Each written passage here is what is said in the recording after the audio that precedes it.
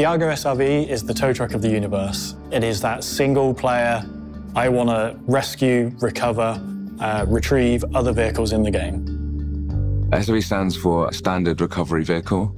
It's for tugging other ships around. Maybe they're disabled, maybe it's a difficult docking situation, it needs help. It's meant for when you've got ships stranded out in space that they need some help. You're there with your flashing lights and your bright orange ship to go and rescue them. It's for the player that wants to help rather than go out murdering. You often go out murdering? Yeah. I often go out murdering.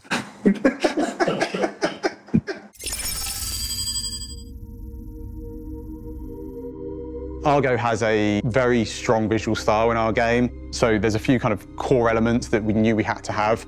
It's got to be orange, there's no question about that.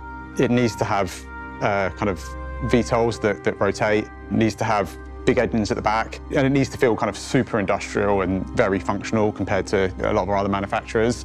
One of the things that we learned early on when we were doing Argo ships as a manufacturer is, as the orange is such a bold colour, we really want to kind of keep that contained as much as we can. So what we try and do now with our Argo ships is we still want them to be orange, we still want them to be very recognisable, but we want that all to be contained within one area, and then the underside is kind of like the more mechanical area and the kind of black bellies. And I think that difference between the tops and bottoms really helps to add some believability to the vehicle.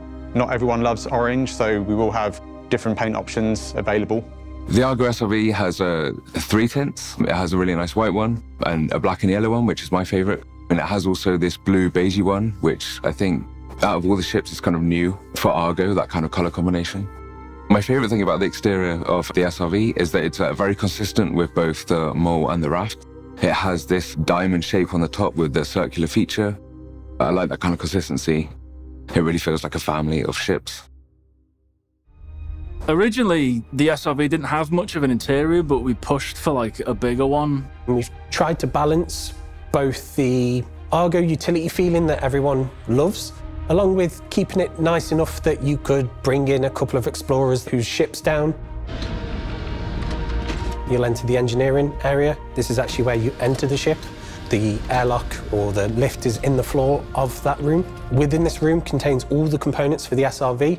It's kind of like the RAF's corridor, but all compacted and refined more into a single space, so everything's kind of jammed in there, so you can access everything at once if you need to. Moving on, you'll go onto the bridge. You'll sort of be greeted by your standard Argo styling, your space trucker seat, your bull bars and your nice angled glass. Then moving on to the rear of the ship, you've got the habitation area. In the habitation area, you've also got bed for if you're long hauling, the suit locker for going into hazardous places, and like a gun rack, so you've still got that utility in there as well.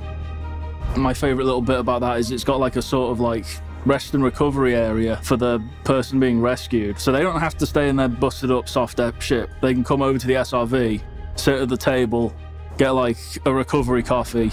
That you can kind of sit down and look out and you can see your ship being towed by the SRV.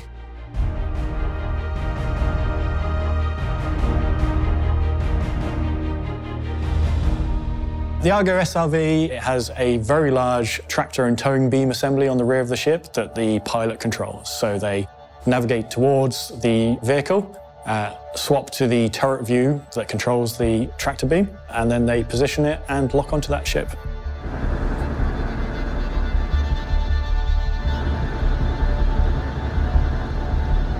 Reasons why you would use it. Maybe you've run out of fuel and you don't want to pay some exorbitant staff owners fees to refuel. You want your friend to come tow you back to a spaceport.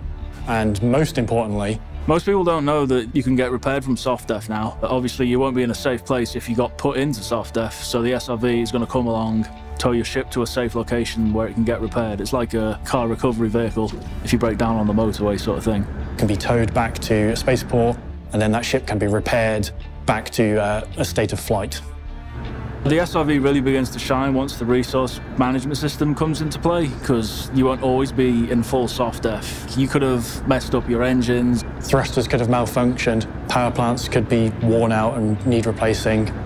All these things are going to result in ships that are fairly immobile, or ground vehicles that are immobile. And we don't want players to just simply go and claim on their insurance for these things as their first port of call. We want people to recover it. It's going to be much more beneficial to you in the short and long term. In terms of using the SRV, the shields need to be down on the target vehicle or ship. So that could be the player has willingly lowered their shields, or they're in a state where the shields no longer function. And it needs to be not fighting against the SRV in terms of movement. The idea of making a tow truck, I think, is a great idea. When you're a little boy and you grow up and you see the breakdown vehicles sat at the side of the road with their flashing lights on, being able to kind of recreate that, but for our own audience, is super fun. So that's the SRV, and it is another great entry point into a support career. We've got a lot of combat and commerce type ships, but it's the next true support class vehicle. For those of you who don't want to fight, don't want to haul goods, the SRV is there to help you support other players and NPCs in the game. You want me to say I'll be a tow truck driver? I'm more of a Drake guy. So you're more of the getting towed guy? I'm definitely more of the getting towed guy, yeah. I will need a friend with an SRV nearby. It's for good people who like to help others, unlike Drake owners. The Intergalactic Aerospace Expo is our annual celebration of all things ship and vehicle in the Star Citizen universe. Whether that's alien starters like the Gattac Sulin, stylish cargo craft like the Crusader Spirit C1, personal people tanks like the Tumble Storm, or the recently made flyable space tow truck, the Argo SRV. And yes, I know, and I can already see the YouTube comments now. We already got that ship yesterday. Well, I like spaceships, and I like the people that make spaceships, and I like showcasing their development. But I hear you, so let's move things forward and discuss the new concept vehicle that's making its debut this Saturday, the RSI Arastra. Last year for CitizenCon, we did a vote to decide what vehicle you wanted to see next, and the winner was the mining ship. So what we ended up doing is the large RSI mining ship, which has turned out to be the RSI Arastra. What is Arastra? Absolutely no idea. A primitive mill that's used in grinding ores, I think. The name Arastra derives from the ancient mining tool and technique. So in Star Citizen, we have a number of mining ships already. We've got the Prospector, which is kind of like your starter hour. The Mole is that kind of first multi-crew ship. It allows you to go out with a few friends and kind of try and work a profit together. And then the top of the scale, we've got the Orion. That's the kind of end game of mining. And we saw this gap between the two. So the RSI Arastra is the ship that fills that gap.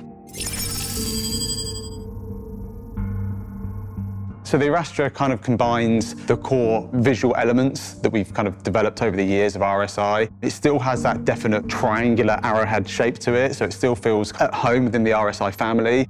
One of the things we struggled with a little bit at the beginning when concepting it was we didn't want it to feel too sleek. It really needs to feel like it had a functional purpose, and that really led us down exposing a lot more of the industrial elements. We've built on the idea of RSI layering in their ships to kind of really expose the core framework of the ship down the central kind of columns. It also has a much more comfortable habitation for the crew to live on. It's got plenty of utility on board for day-to-day life, as well as a place to actually land additional vehicles in the back.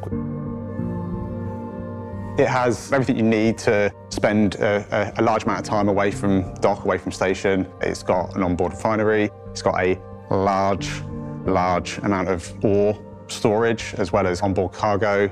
It's a kind of big, serious mining ship, and it allows for a crew of up to 5 to kind of go out and really kind of step into that professional level mining outfit without requiring, you know, a big capital ship.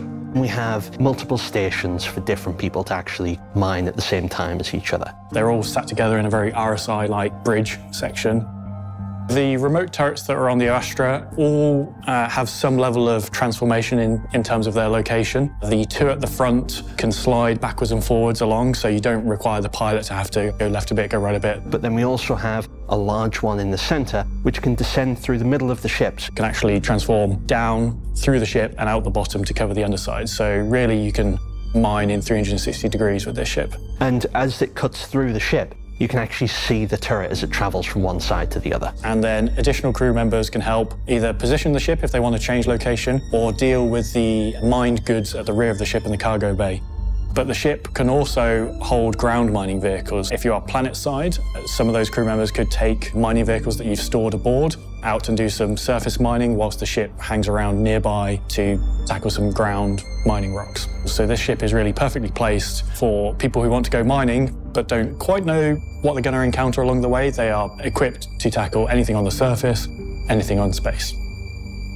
One of the benefits of concepting the Arastra now is that we know a lot more about our game, a lot more about how mining works and kind of features in the game. That gives us a much better understanding of what's important for a mining ship.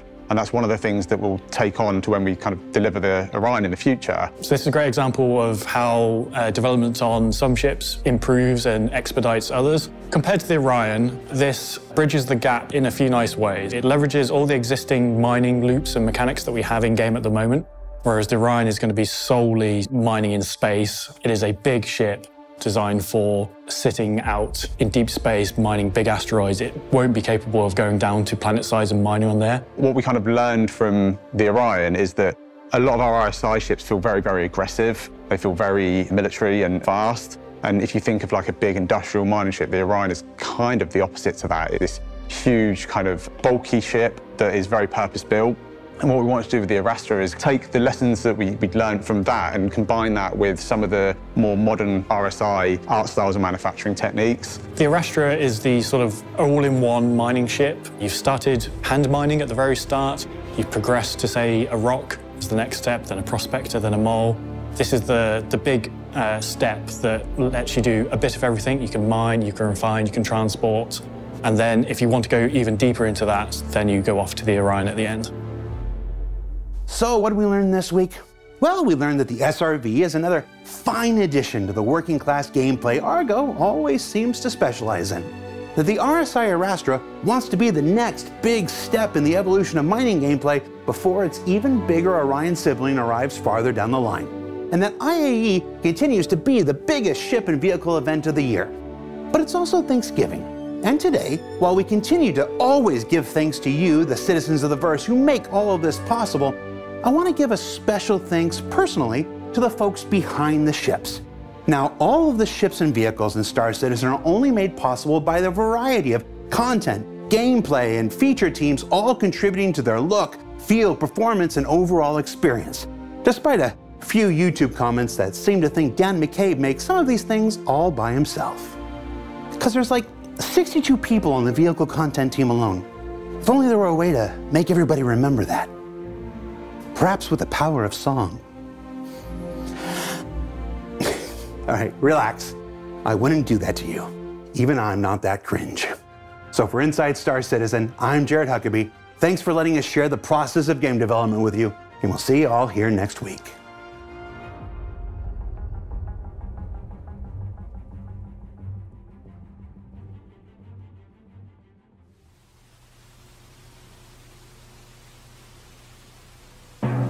And now, the developers of our vehicles by Disco Lando.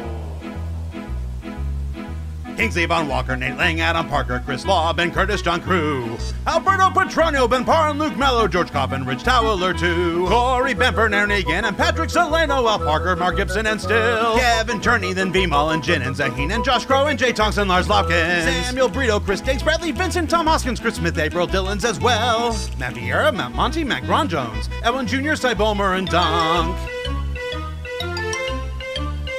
Owen and Alex and Alman and Haiti and Leith Livio and Lorenzo. Davinder Peliquin, Dan Dexter Taylors, and don't forget Man and Triero. With Hosmer McCabe and then Bartram and Tobero, Cooney and Dree and Kel Norris. I'm way past my time, but we still have designers like Josh Lee P. Tom and Mercedes. There's Falco and Adam and Corwin and Harry and Ben and Paul Jones.